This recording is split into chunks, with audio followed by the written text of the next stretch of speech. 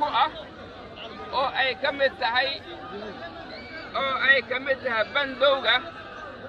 ay ka mid tahay cadaadisyada faraha badan arrintaas dawladdu talay ka leedahay go'aano ayaana ka soo bixi doona go'aanada soo bixi doona aan dhowrno waxaan doonayaa oo kale inaan idiin sheego annagu adinka ayaan garabkiinna nahay waxaan ku dhisnay laamiga waxaan ku dhisnay lacagtii adinka laydinka qaaday ayaa laamiga idinkugu dhisnay haddii nin daalim ah oo wax bi'iyo daalimka ciqaabta in asaga loo ciqaabo waaye laakiin lacagtaadii adiga aad bixisay inaad baabi'iso ma aha sidaas darteed laamiga iyo meelaha danta guud oon annagu leenahay oo canshuurtiinna lagu dhisay aan wada ilaashanno cid kasta oo edab darro iyo wax aan munaasab ahayn kula kacda bulshadana sida aad dareenkiina u muujinaysaan ayaan idinkaga mahad celinaya khaladaad kasta oo dhaca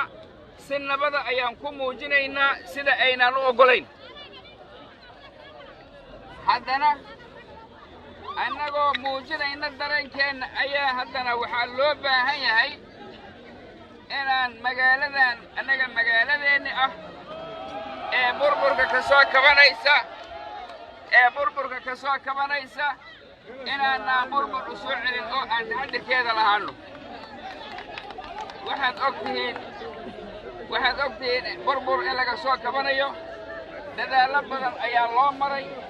in burburkaas laga yimaado wiilal badan oo idinka mid ah wax yaraan ismaqalno raalli ahaada dhalinyaro raalli ahaada bandowga waan ka hadlay bandowga waan ka hadlay aan ku celiyo mar kale dhegaysta bandowga aamusa aan idinla hadlo dhegaysta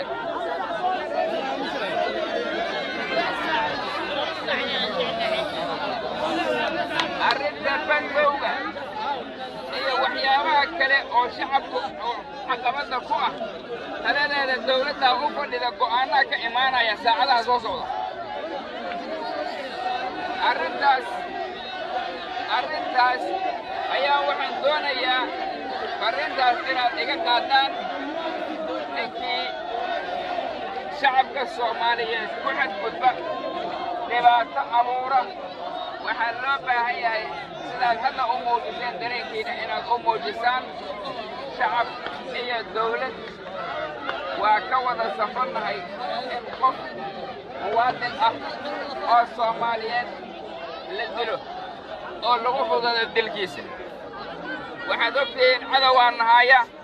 cudur ayaa nahaya cadow ayaa nahaya ma ahan inaan dil kale ugu sii darro dadka soomaaliyeed arrintaas waa arrin aan aad uga xunnahay waa arrin aan looga hari doonin qofka sameeyey waa arrin loo maxkamadayn doono ehelada dadka la dilayna waxaan doonayaa in la ila soo xiriiriyo oo maamulka degmada oo ii keeno haddii rabbi idmo si aan u wada maxkamadayno intaasaan raba inaan idin idhaahdo bannaanbaxyadii dareenkii aad ku